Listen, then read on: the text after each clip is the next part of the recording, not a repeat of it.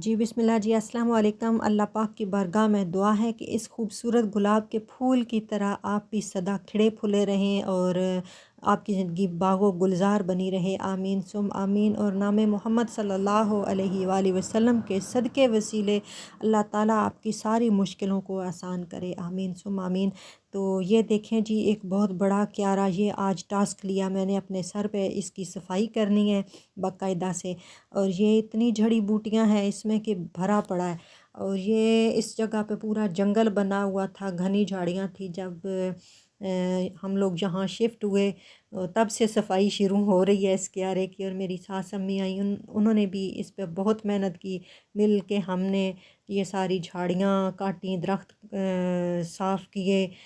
ये पूरा जंगल बना हुआ था क्यारा, इसको बार बार साफ़ करना पड़ता है। तो लें जी, अब बिस्मिल्लाह रहमान रहीम आज इस टास्क पे। तो ये सबसे पहले तो जो सब्ज़ी लगाई थी, बेतरतीब सी है सारा कुछ। और ये है कि आस्ता आस्ता सारे काम सेट हो ही जाएंगे इंशाल्लाह। ये लान भी जो है वक्त के साथ, जब इस मकान का मज़ीद एग्रीमेंट होगा तो हम इसको सेट कर लेंगे। अभी तो ये जो है टमाटर के पौधों की काट छाँट कर रही हूँ ताकि इसके इजाफी टहनियाँ ख़त्म हों और जो देखें माशाल्लाह फल ये और ताकतवर हो सके और पौधा जो है वो जान पकड़े। तो ये जी, अब जड़ी बूटियाँ जितनी फालतू हैं वो ग्लव्स पहन के मैंने इन्हें सारी निकालना है। तकरीबन 2.5 घंटे लग गए थे। धूप भी थी और गर्मी भी थी ऐसी, और कांटे भी थे झाड़ियों के साथ, बूटियों के साथ। जो दस्ताने पहने बावजूद मेरी उंगलियां ऐसे जैसे सुन हो गई, पाँव पे भी काफ़ी चुभे। बहरहाल मैंने कहा नहीं, आज ये काम मुकम्मल ही करना है। तो ये जी ऐसा ही है। मुझे तो यही ख्याल आया, कांटे चुभे तो मैंने कहा या अल्लाह पाक, जहन्नम की जो झाड़ियाँ होंगी खारदार, उनसे मौला करीम बचाना। हमारे तो गुनाह इतने हैं, तू ही गफूर रहीम है, माफ़ करने वाला है। हम तो बहुत गुनाहगार और स्याहकार हैं। तो हमारे तो दिल भी स्याह हैं, हमारे तो बातन भी काले हैं। तू ही रहम करने वाला है। रोज़े हशर हमें इस अज़ाब से महफूज रखना और आखिरत को अच्छा कर देना, और हमें जहन्नम की आग से और जहन्नम की सज़ाओं से महफूज रखना। तो बस जी, दुआएं ही होती हैं जो बेड़े तारती हैं। तो ये देखें जी, इसमें से इतनी ये जड़ी बूटियाँ निकली। यही हिसाब होगा ना जब आखिरत वाले दिन नामा अमाल पे नेकियां और बुराइयां अलहदा अलहदा से हो जाएंगी, काट छांट उनकी कर ली जाएगी। और नेकियां एक तरफ छांट ली जाएंगी, बुराइयां दूसरी तरफ छांट ली जाएंगी। तो बस उस दिन के लिए हमें अपने नामा अमाल को खूबसूरत बनाना चाहिए, अखलाक को आरास्ता करना चाहिए, अल्लाह ताला की बारगाह में इल्तिजाएं करते रहना चाहिए कि वो वक्त हमारा आसान हो। बस उस जहान की भलाइयाँ सोचनी चाहिए। तो ये देखें जी, ये इतना गंद निकला इसमें। अब मैंने इस ज़मीन को भी सारी को साफ़ कर लेना है। ये तकरीबन 2.5-3 घंटे लगे तो ये इस पोजीशन में आई। अब मैंने इन सारे जितना भी ये गंद निकला इसको करना है। यही हाल है हमारा, जब हम इबादतें करते हैं तो रूह हमारी जो है वो लतीफ़ हो जाती है। तो वो काम तो जी सिमट गया था। तो शाम को मैंने दूसरा टास्क जो है ज़िम्मे लिया अपना।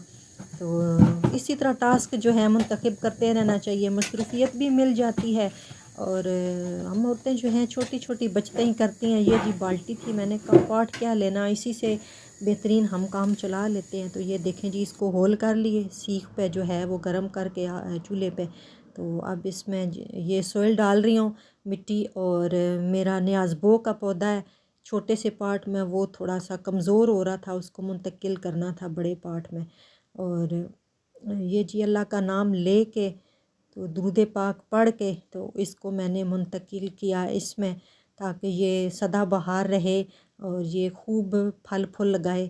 आप जानते ही होंगे कि ये न्याज़बो या रेहान जिसको बोलते हैं, ये एक जन्नती पौधा है। कुरान करीम में भी इसका ज़िक्र है रेहान के नाम से।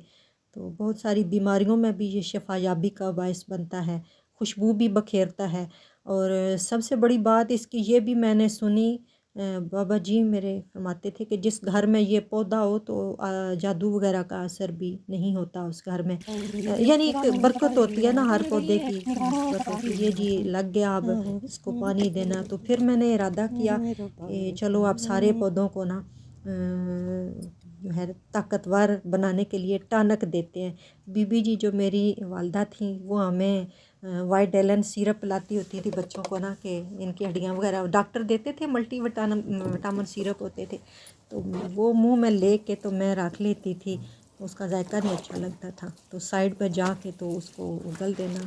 تو ایک دن ہمارا یہ راز بھی کھل گیا، تو پھر بی بی جی اپنے سامنے کر کے تو کروا کے تو چیک کر کے تو پھر ہٹنے دیتی تھی، جب تک نہیں ہوتی تھی ہم ہٹ نہیں سکتے تھے۔ تو بس یادیں ہی رہ جاتی ہیں۔ اللہ تعالیٰ سب کے والدین جو دنیا میں ہیں انہیں صحت و عافیت عطا فرمائے، جو دنیا سے رخصت ہوئے اللہ تعالیٰ ان کی آخرت کو خوبصورت کرے، اور ان کی جتنی بھی آخری آرام گاہیں ہیں ایسے پھولوں کے ساتھ اللہ تعالیٰ انہیں معطر رکھے، اور ان کی جو آخری آرام گاہیں ہیں اللہ تعالیٰ ان پہ اپنے انوار و تجلیات کی بارشیں برسائے، اور قبریں ان کی آخری مکان کو شادہ ہوں۔ یہ جی میرا چھوٹا سا لان، تو پودے لگائے تھے گلاب کے ماشاءاللہ سے 9-10 ہیں، اور یہ ہرے بھرے ہو رہے ہیں، ان پہ چھوٹی چھوٹی پتیاں بھی لگ گئی، اور یہ میری ساس امی لگا کے گئی تھی ماشاءاللہ، کتنا بڑا ہو گیا یہ 7 برگے کا پودا۔ اور ماشاءاللہ سے یہ ٹماٹر ادھر بھی ایک لگا ہوا ہے، پتہ نہیں کیسے آ گیا، یہ بھی بیچ میں اب بڑا ہو گیا ہے الحمدللہ۔ تو گھاس ابھی بڑی ہے جی، انشاءاللہ ہم سیٹ ہوں گے، لان بھی سیٹ ہوگا، گھاس بھی کاٹ لیں گے۔